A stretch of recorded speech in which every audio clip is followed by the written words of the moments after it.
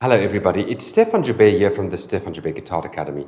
In today's video lesson, I'm going to speak to you about Pat Martino's method around chords and how to deal with chords. We've taken a look together at quite a number of lines, and I will definitely get back later this year into his line studies and methodologies further, but let's first take a look at Pat Martino's methodology on chords. Today we're going to start with the dominant seventh chord structures, and we're going to take a look at how to use the diminished seventh to produce 4 dominant seventh chords. Firstly, we're going to only focus on strings 1, 2, 3, 4. So we're not going to do all the strings. We'll do strings 1, 2, 3, 4. So I'll play an F diminished seventh chord. And it consists out of the following notes. You've got an F, you've got a B, a D, and an A flat. Now, some of you who are theoretically inclined on this topic would say that this is a C flat in the key of F, which is correct because it's a flat 5 and not a B. But for the purposes of this video, I want to make things simple in terms of seeing the fretboard. So this is not a lesson on diminished seventh as such. It's just using it as a vessel to create the 4 dominant seventh chords. So there we've got the F diminished seventh voicing. I've got an F, a B flat, a D, and an A flat. Now what I want to show you is firstly from string 1 to 4, which frets I'm on. I'm on fret 4, 3, 4, 3. So 4, 3, 4, 3. That's the chord voicing there. 4, 3, 4, 3. That's the shape. Now, the thing with the diminished seventh is it is a voicing where if I play the voicing, I move 3 semitones upwards, I play the same shape, I will get exactly the same voicing back, but with different, the notes will be thrown about. So let's take a look at that. So I'm going to go 1, 2, 3 up. So I'm here on the 3rd fret, I go 4, 5, 6. Remember the fret 3 is not a count, we are starting there. We're going 1, 2, 3, I'll play the same voicing. Now let's just take a look at what happened there. We had F, B, D, A flat. Now we've got A flat there, D there, F there, and B there.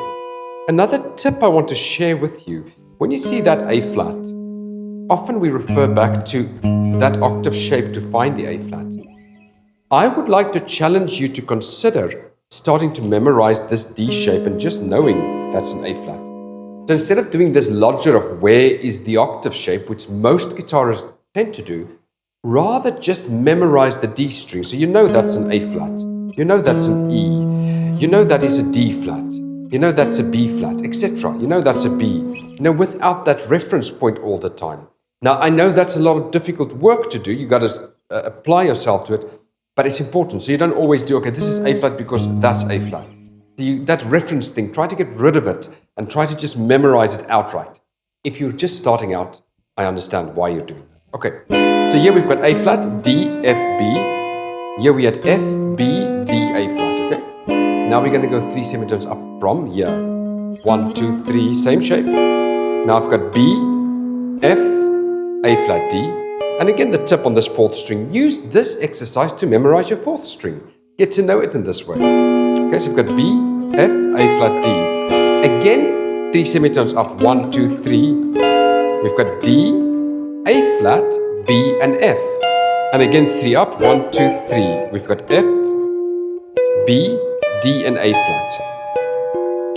So that is what we call the parent form, or Pat Martino actually calls it the parent form. And from here, we're going to create 4 children. So what I'm going to do is I'm going to take the first lowest bass note, in this case on the open D or 4th string, back a half a step. And that's going to produce the following for me. It's going to produce a dominant 7th voicing. Now what I want you to do is to take a look at this. I want to show you structure here. So this is very important. Don't miss this. You've got 2 tritones there. This is a tritone. Tritone means 3 whole tones apart, or if you like, a diminished 5th or an augmented 4th. I've got a tritone there and a tritone there. Tritone is powerful. Within it is a power of the dominant and a power of tension that needs to be released. So tritone over here, tritone over here. So tritone on strings 4, 3, tritones on strings 3, 1. Now moving this back a half a step, I get power chord. Rock and rollers will know the power chord. I get the power chord and tritone. And that is how a dominant seventh works. Root to fifth is the power chord.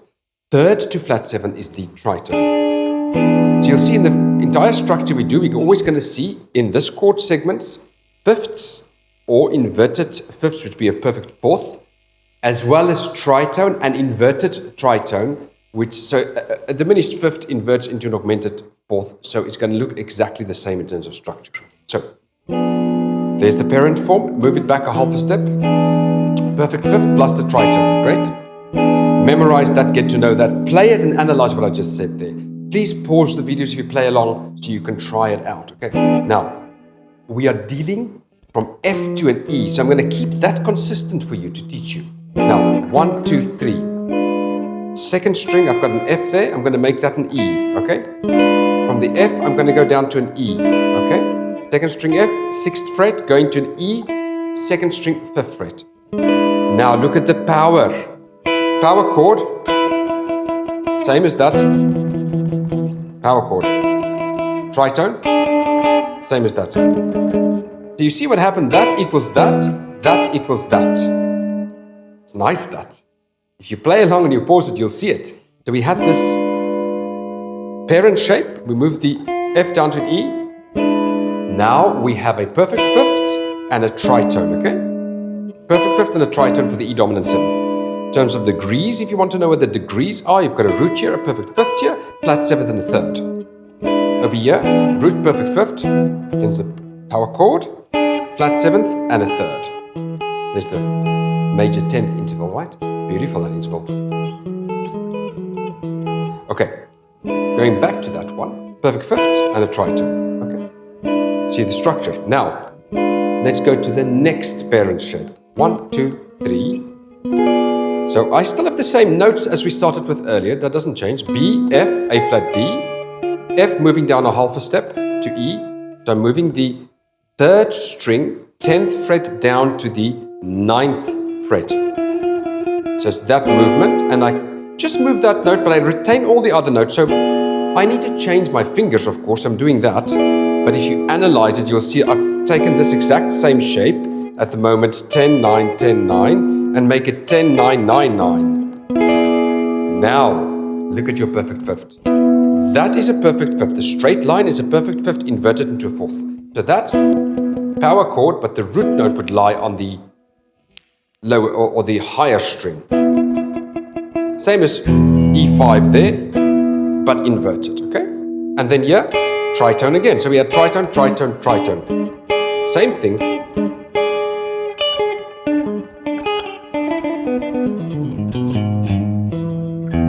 Okay, so tritone and perfect fifth. In terms of degrees, 5, perfect fifth, root note, major third, and minor seventh. Okay, form that chord there. You see your perfect fifth as a straight line, which becomes a perfect fourth. I understand that, but still categorize it in the area of perfect fifth and tritone because we're trying to make it simple. But you do know it's a perfect fourth and it's an inverted perfect fifth. That's fine. And the tritone there. Then 1, 2, 3. So what do we have here? Again, same notes, nothing has changed. D, A flat, B, F. I'm moving the F down a half a step to an E. And voila! Perfect fifth inverted becomes a perfect fourth and a tritone. So tritone, tritone, tritone, tritone, tritone, tritone, tritone, tritone, tritone. Same tritones, okay? And perfect fifth, perfect fifth, perfect fifth, perfect fifth. So if I play the whole thing across the neck, all the E's, these are all the same. Okay? Perfect fifth, perfect fifth, perfect fifth, perfect fifth. Or perfect fifth, perfect fifth. Inverted perfect fifth is a perfect fourth. Inverted perfect fifth is a perfect fourth. Then, tritone, flat seventh third, tritone, third flat seventh, tritone, third flat seventh, tritone, flat seventh third. So interestingly, we have a flat seventh third here, a flat seventh third here, and here we've got a third flat seventh and a third flat seventh. Altogether, that will give me, and I'm going to play them without the parent shape. I'm going to take it up to the octave and back. When you practice it, take it up to the octave and back. There I've got my E dominant 7th voicing, 4 of them on strings 1, 2, 3, 4. You take it to another key. Let's say you take it to the key of A. And one should know it and get to practice it in all the different keys. Let's go back to the key of E. You got there?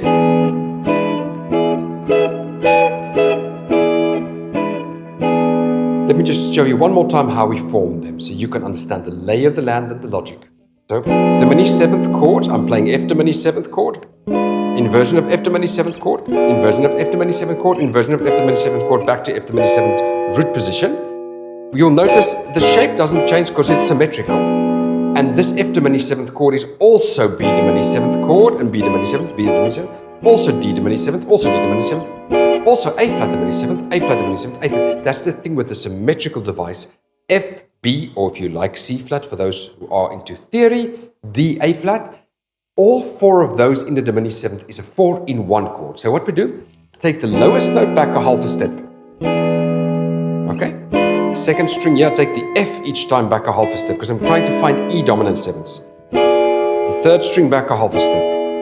The first string back a half a step. Now it's not, you see the lowest step, no, lowest one back a half a step. Next up, it's the second string because that's where the next F lies. String 2, 6th fret, going to E. Then the next F is on the 3rd string, 10th fret, going back to E. The next one's on the 1st string, 13th fret, going back to E. Of course, I can play it there as well. 1st string, 1st fret, going to the open, E7. So that's how you form your dominant 7th chords using the Pat Martino's methodology of the dominant of the parent and children forms. We use the diminished 7th chord, 4 equal sides, meaning each leg is equal to each other. Each leg is equal to 3 semitones in distance as a minor third, stacked on top of each other. When you stack these on top of each other, you get a diminished 7th chord. If you look at a watch and you split that into 4 equal parts, that is a diminished 7th. Or if 12 divided by 4 equals 3. That's basically what's going on here. So you can practice the F to the E7, F to the E7, the F to the E7, the F to the E7, and also practice for me, once you understand those shapes, the shapes by themselves, taking it up and down, and then you could also practice perfect 5th tritone, perfect 5th tritone, perfect 4th inverted 5th tritone, perfect 5th inverted 4th tritone, perfect 5th tritone. And then you could get an understanding of the lay of the land of how this works. Pat Martino also explained you can take the 1st string and throw it to the 6th, thereby creating a whole new set of, another set of string groups. In this case, what we would call string group 2, 3, 4, 6. 2, 3, 4, 6. 2, 3, 4, 6. 2, 3, 4, 6. Those you can also practice if you're more advanced. So thank you for watching. Please leave a comment below. Please subscribe. Please leave a thumbs up. And as always, thank you for allowing me to spend a bit of time with you to share some of these things around the guitar with you. Wishing you the very best in your own guitar journey as well. I hope some of these ideas help to make you a better guitarist. See you soon. Bye-bye.